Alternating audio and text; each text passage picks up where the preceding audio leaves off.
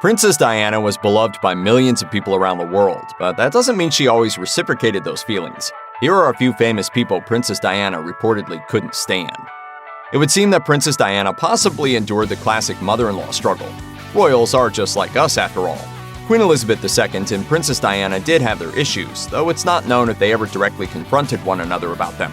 According to Ingrid Seward, a British author who followed the royal family for close to 20 years, Diana said in the beginning, "I have the best mother-in-law in the world." At the time, Diana was just entering the royal family and was still feeling the growing pains of princesshood. Diana often sought out Elizabeth for comfort and to cry on the Queen's shoulder, often about Charles. Seward revealed that Diana's relationship with Queen Elizabeth went downhill in 1992, when the princess secretly collaborated with Andrew Morton on the instantly sensational book Diana, Her True Story in Her Own Words. The work thoroughly slammed Prince Charles and established the royal family as completely uncaring when it came to the Princess of Wales and her numerous struggles. But things had been getting rocky before then as well. Diana recorded a series of tapes for the book in which she revealed that Prince Charles had divulged her issues with bulimia to his mother, the Queen, who reportedly passed that information around the palace. Diana said Queen Elizabeth even approached her about it and allegedly suggested that the princess was responsible for her failing marriage to Charles. Of course, Charles was openly neglecting his wife and seeing Camilla Parker Bowles, so Diana became somewhat frigid toward her mother-in-law. It's safe to say that Camilla Parker Bowles and Princess Diana were never friends. According to the documentary Diana in Her Own Words, Camilla was Prince Charles's first real love when they met in the early 70s. However, the royal family dismissed her as an ineligible wife for the prince, who was bound to the tradition of marrying a virgin with a fabulous pedigree. But Camilla and Charles never stopped seeing each other, even when Diana came into the picture. The Princess of Wales said in her 1992 interview that she had been aware of Charles and Camilla's relationship before she'd married the prince, and had actually wanted to call off the wedding. But she was discouraged by her sisters, who reportedly told her that it was too late. A few years into the marriage, Diana decided to confront Camilla. The princess revealed in her secret 1992 interview with Andrew Morton that she tagged along with Charles to a party he had planned to attend solo. The People's Princess reportedly got her competition alone and told the mistress, "I know exactly what's going on." However, Camilla never backed down and eventually married Prince Charles in 2005, 8 years after Diana's death. In the secret tapes recorded in 1992, Princess Diana said, "My husband made me feel so, inadequate in every possible way. It's hard to know where to start when it comes to how the Princess of Wales couldn't stand Charles."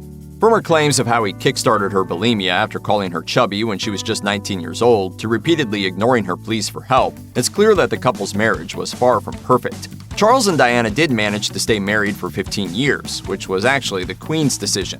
The most famous example of Charles' allegedly awful behavior is perhaps the interview the couple gave after announcing their engagement to the public. When asked if they were in love, Diana said, "Of course," while Charles chose to reply, "Whatever love means." Diana said this completely traumatized her. But the worst, Diana said, was when Prince Harry was born. Charles allegedly wanted a girl, and one without red hair. Princess Anne apparently made no attempt to disguise her feelings toward Diana early on.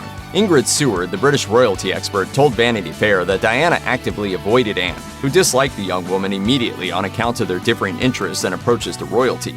Anne was more traditional and liked country life and shooting, while Diana was 11 years younger and preferred the city. Royal reporter Richard Kay also told Vanity Fair, "I remember Diana saying, 'If Anne's there, I'm off,' because Anne would usually say something rather cutting to her." Ken Lennox is a well-known British photographer who participated in the paparazzi machine that transformed Diana's life, and not for the better. Lennox was responsible for taking a photo which was obtained in what many might describe as an excessive or even crazy manner. Lennox told PBS that he had trekked through the jungle to catch sight of the royals on vacation. Using a long lens, Lennox managed to photograph Diana on a private beach on another island. What he couldn't see at the time was a small newly announced baby bump. Diana said, "I was horrified because I would never walk around looking like that in a bikini." Later, Lennox admitted in an NBC interview, "I had totally overstepped the line by the standards at that time."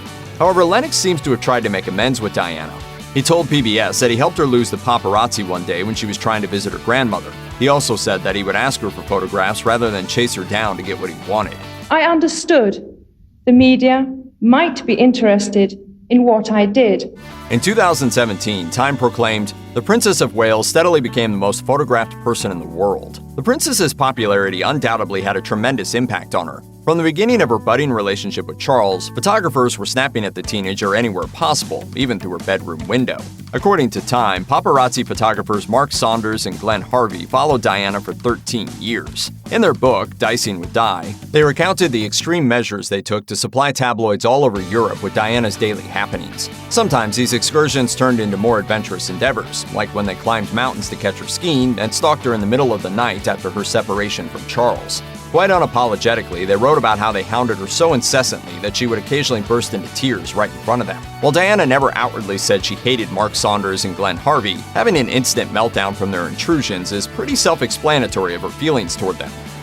Check out one of our newest videos right here. Plus, even more grunge videos about the royal family are coming soon.